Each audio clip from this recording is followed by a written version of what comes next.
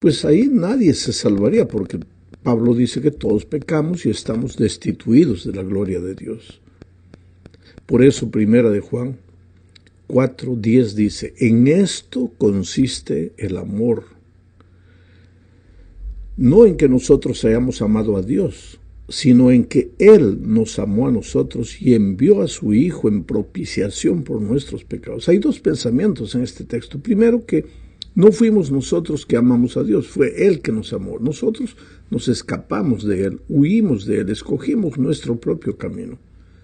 La iniciativa del amor, de la salvación, fue de Dios. El segundo pensamiento es que por ese amor Dios envió a su Hijo en propiciación por nuestros pecados. Esta palabra propiciación es digna de ser destacada. Significa expiación, sustitución, sacrificio en lugar del otro. Algo que Dios hace y que el ser humano no puede hacer. Comentaremos más de esta palabra en la segunda parte de este estudio.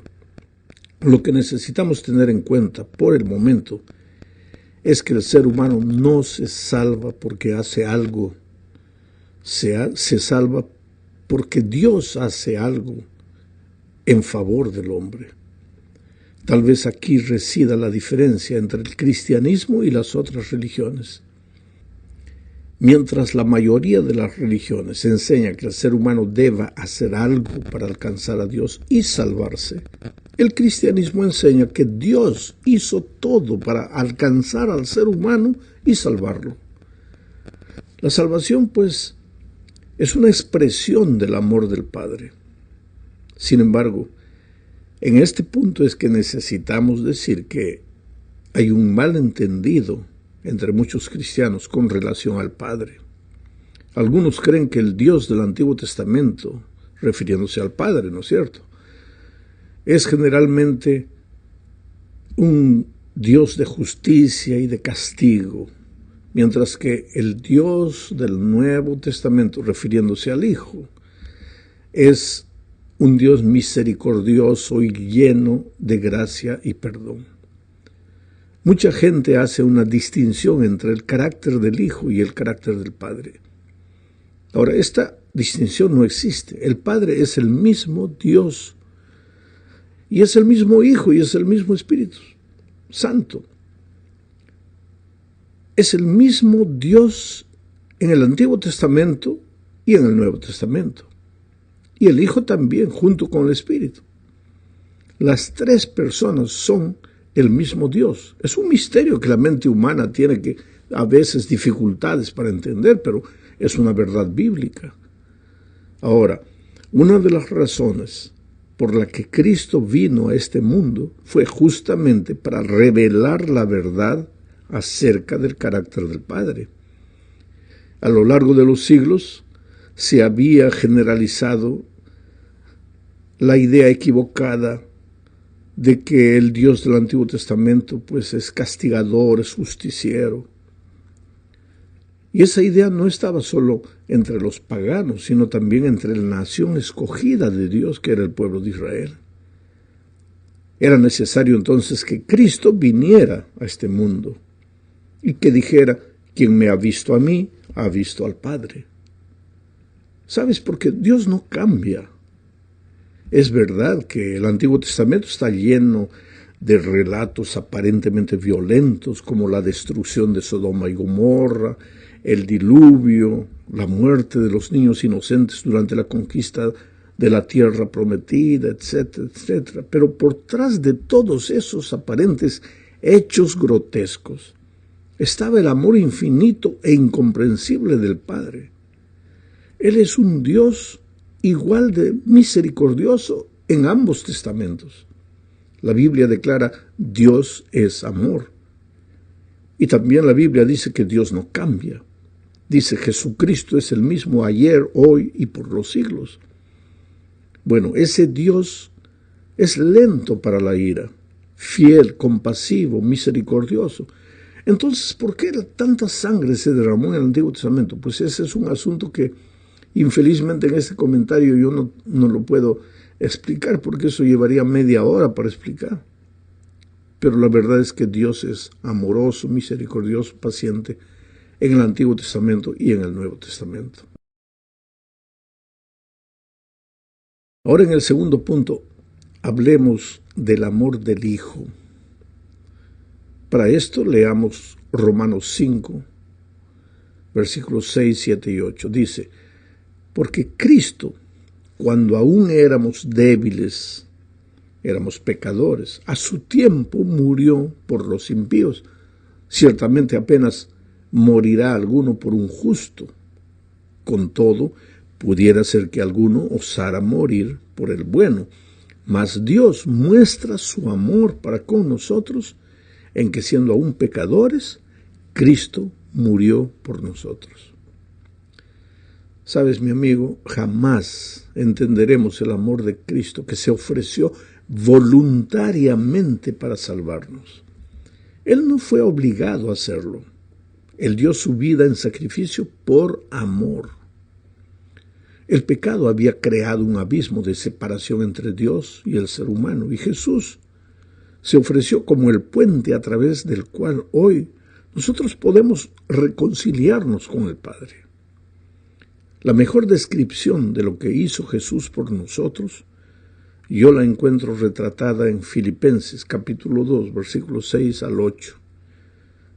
Allí, hablando de Jesús, se dice que, siendo en forma de Dios, no estimó el ser igual a Dios como cosa a que aferrarse, sino que se despojó a sí mismo, tomando forma de siervo, hecho semejante a los hombres, y estando en la condición de hombre, se humilló a sí mismo, haciéndose obediente hasta la muerte y muerte de cruz. La muerte de cruz era la peor de las muertes.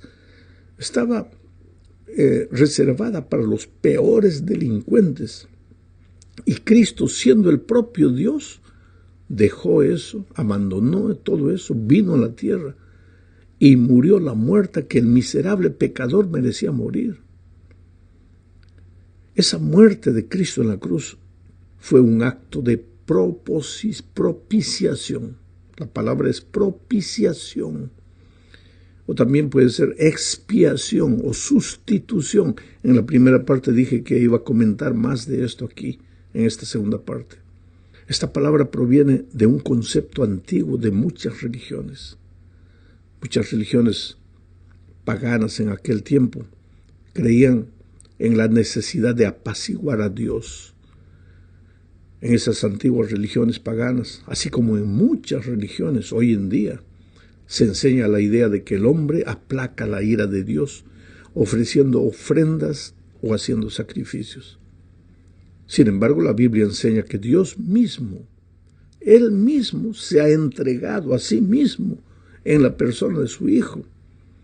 ¿Para qué? Para que pagara el precio del pecado. Su ira, si tú quieres llamarle, su repulsión por el pecado, no aceptaba la actitud rebelde del hombre. ¿Sabes? Porque tengo que decir que Dios no tiene nada contra el pecador. Al contrario, Dios ama al pecador. Lo que no puede soportar es el pecado.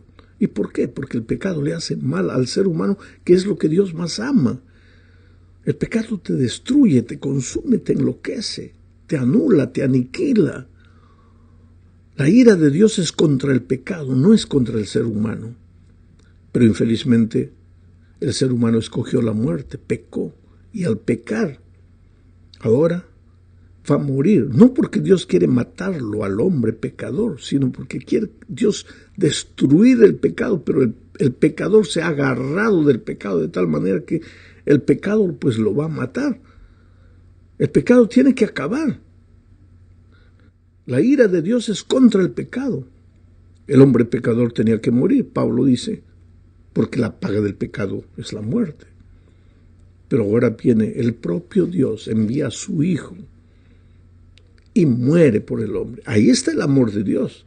Mientras las religiones paganas enseñan que es el hombre que tiene que ofrecer sacrificio, inclusive a sí mismo, a sus hijos, Dios enseña que sí, el hombre merece morir, pero es Dios que se ofrece para morir en su lugar, en propiciación, en sustitución, en expiación por el ser humano. En el Nuevo Testamento el acto de la propiciación siempre se refiere a la obra de Dios y no a los sacrificios o a las ofrendas dadas por el hombre. La razón es simple: el hombre es totalmente incapaz de satisfacer la justicia de Dios. No hay ningún servicio, sacrificio o regalo que el hombre pueda ofrecer para apaciguar la ira de Dios o para satisfacer su perfecta justicia. La única satisfacción o propiciación que pueda ser aceptable a Dios y que pueda reconciliar al hombre con Él tendría que ser hecha por Dios mismo.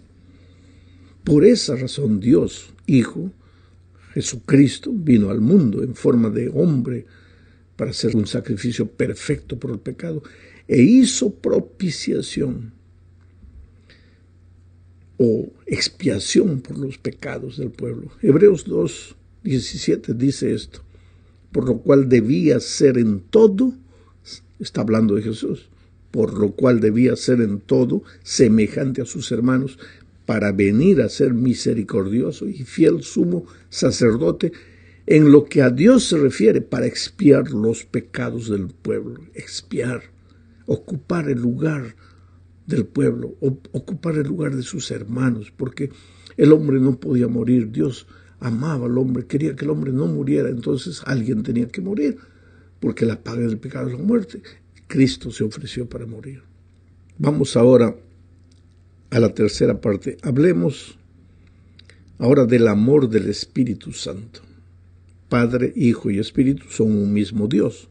No son tres dioses, es un solo Dios, y ese único Dios nos ama. Nos ama en la persona del Padre, nos ama en la persona del Hijo y nos ama en la persona del Espíritu Santo. Pero el Espíritu Santo ha sido incomprendido, casi tanto como el Padre. Algunos teólogos creen que el Espíritu es el amor entre el Padre y el Hijo. En otras palabras, que el Espíritu es un mero afecto, un sentimiento entre el Padre y el Hijo. Y esto pues reduce al Espíritu a una relación entre dos miembros de la deidad y niega que el Espíritu sea un miembro de la propia divinidad, que sea el propio Dios. Las Escrituras, sin embargo, revelan la personalidad del Espíritu. Los cristianos, por ejemplo, se bautizan en su nombre, en el nombre del Padre, del Hijo y del Espíritu Santo. Según Mateo 28:19, eso es claro. Ahora, según Juan 16:14, el Espíritu glorifica a Cristo y solo una persona puede glorificar. Y también el Espíritu convence a la gente de acuerdo con Juan 16:8. Solo una persona puede convencer. El Espíritu consuela, dice Juan 14:16. Solo una persona puede consolar. El Espíritu enseña, dice Lucas 12:2. Intercede, dice Romanos 8:23. Santifica, dice 1 Pedro 1:2. Cristo dijo que el Espíritu guía al pueblo a toda verdad. Eso está en Juan 16:13. En resumen, el Espíritu Santo es Dios, es una persona, como lo son el Padre y el Hijo. Los tres son un solo Dios. La obra de la salvación es la iniciativa, realización y concretización de Dios en sus tres personas. Vamos ahora a la cuarta parte de este estudio. Aquí veremos el resultado de ese amor infinito de Dios. La seguridad de nuestra salvación. Ahora, si el ser humano no es capaz de hacer nada para salvarse, pues ahí solo le resta confiar en Dios, que lo salvará. Salmos 91, 15 y 16 dice: me invocará y yo le responderé. Con él estaré yo en la angustia, lo libraré y le glorificaré, lo saciaré de larga vida, le mostraré mi salvación. Presta atención a las ideas de este texto. La primera idea es que lo único que el ser humano puede hacer es invocar al Señor desde su angustia. Me invocará y yo le responderé. Con él estaré yo en la angustia, dice Dios. Pues la salvación, querido, es simple, porque tú todo lo que tienes que hacer es clamar, invocar el nombre de Dios desde tu angustia, desde tu miseria, desde tu pecado. Si tú piensas bien, la salvación es tan fácil que no necesitas siquiera aceptarla, sino simplemente no rechazarla. Mira, la sierva de Dios dice en El Camino a Cristo, página 27, lo siguiente. El pecador puede resistir a este amor. ¿A qué amor? Al amor de Dios. Puede rehusar ser atraído a Cristo, porque Cristo te está atrayendo, es la atracción de la cruz. Pero si no se resiste, el pecador, será atraído a Jesús. El conocimiento del plan de la salvación le guiará al pie de la cruz, arrepentido de sus pecados, los cuales causaron los sufrimientos del amado Hijo de Dios. ¿Te das cuenta lo que la sierva de Dios está diciendo? Que tú para perderte en realidad tienes que querer perderte, porque de otro modo el amor de Cristo te va a atraer. Al entender lo que Jesús hizo por ti en la cruz del Calvario, no tendrás otro camino sino venir a los pies de Jesús. La segunda idea del texto de Salmos que leímos es que la salvación le pertenece a Dios. Lo libraré, dice el Salmo, y le glorificaré, lo saciaré de larga vida, le mostraré mi salvación. De modo que no necesitas vivir angustiado pensando que para recibir la salvación necesitas aprobar un examen súper difícil. Si alguien desea que te salves, no eres tú, sino Jesús. Y Él ya hizo todo lo que era necesario hacer para salvarte. Pagó tu deuda en la cruz. Pecaste y el pecado merece la muerte, pues Cristo ya murió por ti. Sin embargo, no creas que la salvación es fácil. Para ti sí lo es, pero no lo fue para Jesús. Por eso necesitas llevar a cabo a serio el pecado. Y es por eso que la sierva de Dios dice en El Camino a Cristo, página 31, pero nadie se engaña a sí mismo pensando que Dios, en su grande amor y misericordia, salvará aún a los que rechazan su gracia. La excesiva corrupción del pecado puede medirse tan solo a la luz de la cruz. Cuando los hombres insisten en que Dios es demasiado bueno para desechar al pecador, miren al Calvario. Si Cristo cargó con la culpa del desobediente y sufrió en lugar del pecador, fue porque no había otra manera en que el hombre pudiera salvarse. Porque sin ese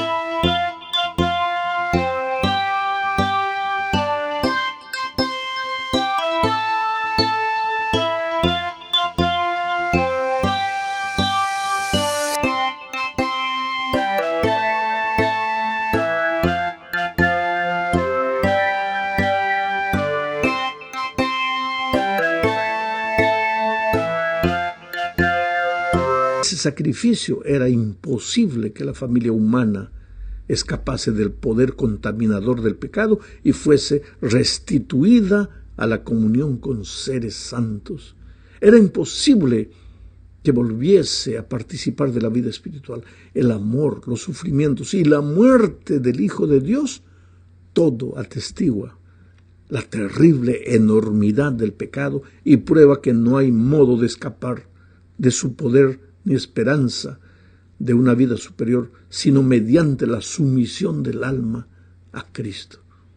Es por eso que tienes que entregarte al Señor Jesucristo. Entregarte como estás.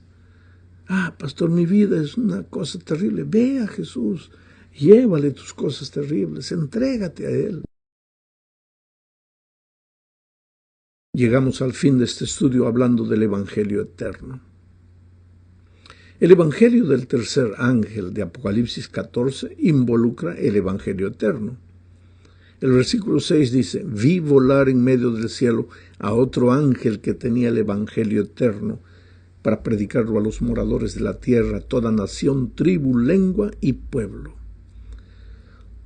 Yo te pregunto, ¿qué es el Evangelio eterno? El Evangelio es buena noticia. ¿Qué buena noticia? La buena noticia que tú no puedes, tú estás perdido, tú has pecado, tú mereces la muerte, pero Jesús ha muerto por ti. Ese es el Evangelio. Y esa buena nueva no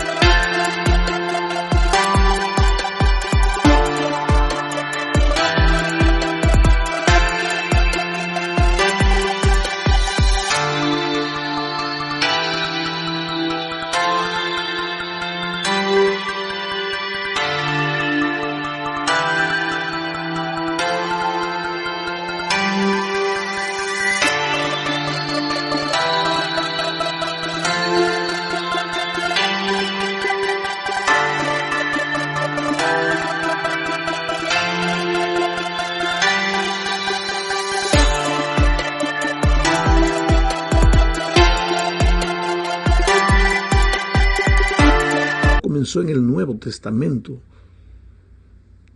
En el Edén, cuando Adán y Eva pecaron, un cordero fue muerto y con su piel se preparó túnicas para cubrir la desnudez del hombre.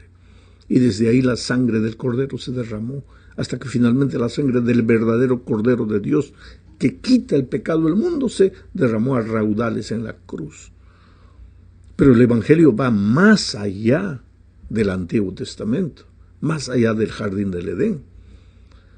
Pablo dice en Efesios 1, 4 y 5, según nos escogió en Él antes de la fundación del mundo. Mira, antes de la fundación del mundo ya existía el plan de la salvación.